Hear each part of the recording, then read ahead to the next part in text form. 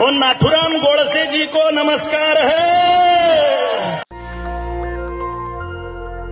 नमस्कार, मैं अनमोल प्रीतम और आप देख रहे हैं नेशनल दस्तक।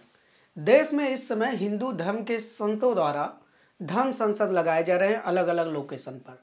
लेकिन इन धर्म संसदों में जो बातें हो रही हैं उनसे यह प्रतीत हो रहा है कि देश के तथाकथित संतों के बीच नीचे गिरने का, घटिया बातें करने का और संविधान विरोधी बयान देने का कंपटीशन चल रहा है। एक से बढ़कर एक मामले सामने आ रहे हैं। कहीं राष्ट्रपिता महात्मा गांधी के बारे में अपशब्द कहा जा रहा है तो कहीं पर मुसलमानों के खिलाफ नरसंहार की अपील की जा रही है।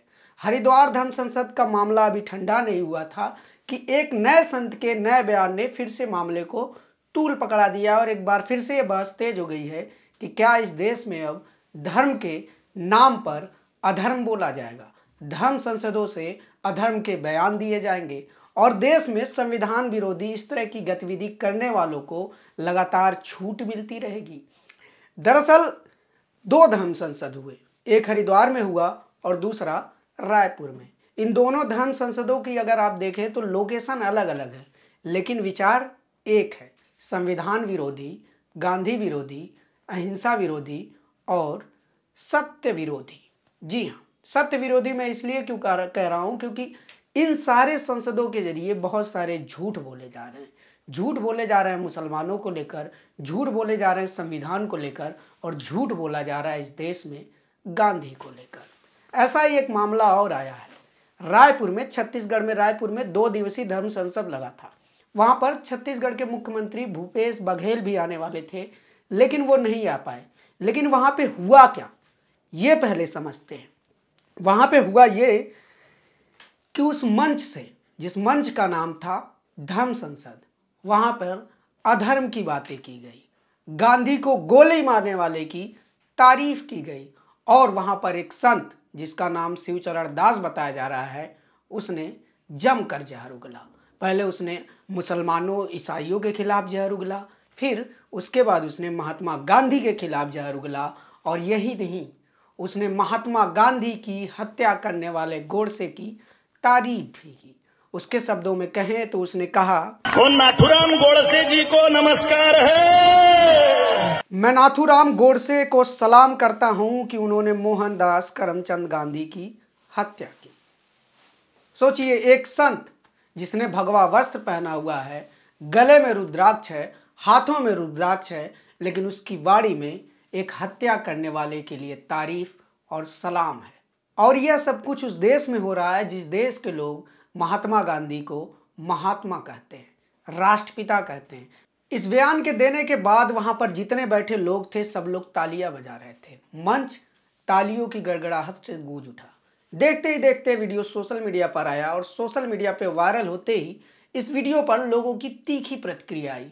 बहुत सारे लोगों ने इस वीडियो की आलोचना की और यहाँ तक कि बाद में पुलिस ने केस भी दर्ज कर लिया। लेकिन सवाल यही उठता है कि यह जो संत है यह है कौन? यह कौन है कालीचरण दास? हमने थोड़ी सी पड़ताल की और हमने पाया कि दरअसल कालीचरण दास का असली नाम अभिजीत धनंजय सराय है और यह महाराष्ट्र का मूल निवासी है। लेकिन इसकी परवरिश इंदौर के एक आश्रम में हुई है क्योंकि पढ़ाई लिखाई में यह व्यक्ति अच्छा नहीं था।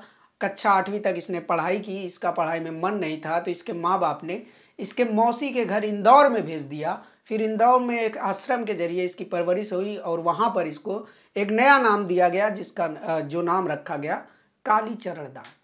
लेकिन सोचिए, एक 8वीं क्लास तक पढ़ा हुआ व्यक्ति इस देश में संत बन जाता है और संत बनकर महात्मा गांधी को गाली देता है, इस देश के राष्ट्रपिता को गाली देता है।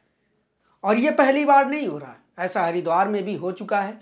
हरिद्वार में भी संतों ने धर्म के मंच से बहुत सारे अनाप शनाप बातें की, मुसलमानों के खिलाफ सीधे नरसंहार करने जैसी बातें की और हरिद्वार में एक चैलेंज दिया कि वो किसी को क्रिसमस नहीं मनाने देंगे।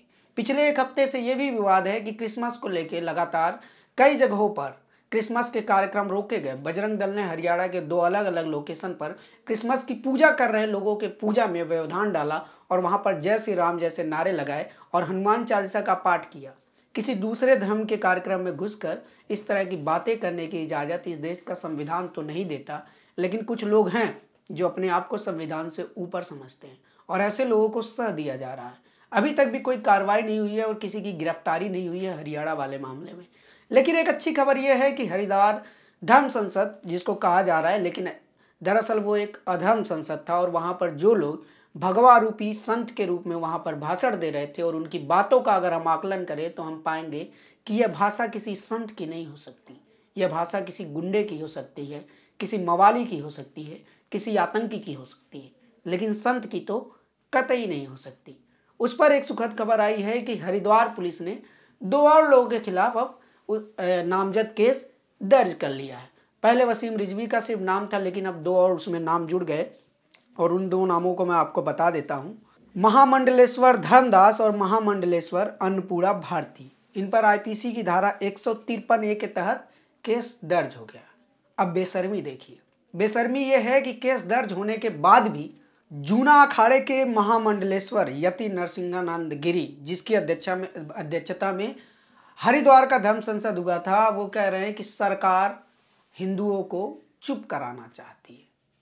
सोचिए, क्या ये हिंदू को चुप कराना हुआ कि आप किसी एक कम्युनिटी के खिलाफ भड़काऊ भाषण दें, उसके नरसंहार की बात करें और जब आप पर पुलिस कार्रवाई करे तो गलती आपकी नहीं, पुलिस की है, गलती शासन की है। शासन आपको हिंसा की छूट ना दे, हिंसा करने की बातें करने की छूट ना दे तो प्रशासन गलत हो जाएगा। और चूंकि आपने भगवा पहन लिया है, संत का भेष बना लिया है, इसलिए आप सही हो जाएंगे।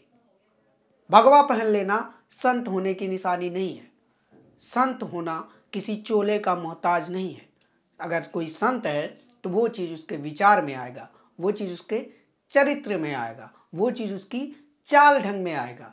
इन लोगों की बातों से बिल्कुल भी नहीं लगता कि ये लोग संत हैं। और इस तरह की प्रतिक्रियाएं भी हैं। आप सोशल मीडिया उठाकर देखिए, चाहे ट्विटर चाहे फेसबुक, आपको हर जगह इन सारे तथाकथित संतों की आलोचनाएं मिलेंगी।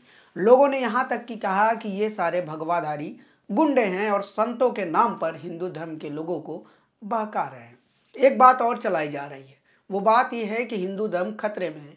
इन्हीं सारे धर्म के मंचों से कहा जा रहा है कि हिंदू धर्म खतरे में है। इस पर कुछ लोगों ने जवाब दिया और प्रतिक्रिया दी, जिसमें से सबसे शानदार प्रतिक्रिया मुझे ये लगी कि कुछ लोग इस पर लिख रहे हैं कि हाँ, दरअसल हिंदू धर्म खतरे में है, लेकिन हिंदू धर्म खतरे में किसी और से नहीं, इस तरह के संतों से है जो लगातार हिंदुओं को उकसा रहे हैं, बहका रहे हैं और उनके नाम पर अपनी राजनीति चमकाना चाहते हैं। आप सब जानते होंगे कि संत जो है वो राजनीति में एक बढ़िया ओहदा रखते हैं। क्यों? क्योंकि उनके हजारों भक्त होते हैं, लाखों भक्त होते हैं। अब उन भक्तों के जरिए वो वहाँ की जो भी पॉलिटिकल पार्टी होती है, जो भी सत्ता होती है, उससे डील करते हैं, उससे बात करते हैं कि हमें यहाँ ज़मीन दे दो, हमें ये सुविधा दे दो, हमें ये सारी चीज़ें दे दो और हमारे इतने सारे भक्त हैं, हमारे सारे भक्त तुमको वोट करेंगे। तो भक्ति के नाम पर, हिंदू धर्म के नाम पर किस तरह से लोगों का इस्तेमाल होता है, यह बात भी लोगों को समझना जरूरी है। और यह भी समझना जरूरी है कि आप जिसे संत कह रहे हैं वो 8वीं कक्षा पास एक व्यक्ति आपके हिंदू धर्म का नुमाइंदा होने का दावा कर रहा है और इस देश में आपको गांधी के बजाय गोडसे की तरफ ले जाने की बात कर रहा है, संविधान विरोधी बात कर रहा है और आप तालियां बजा रहे हैं। इस पर भी आप जरूर सोचिएगा। ऐसी और बहुत सारी खबरों और अपडेट के लिए आप जुड़े रहिए हमारे साथ और देखते रहिए नेशनल दस्तक। शुक्रिया। नेशनल दस्तक की आपसे गुजारिश है कि अगर इसको बचाना चाहते हैं तो नेशनल दस्तक को सब्सक्राइब करने के लिए रेड कलर के सब्सक्राइब बटन को दबाएं, फिर बेल आइकन की घंटी दबाएं। नेशनल दस्तक को बचाने के लिए बहुत जरूरी है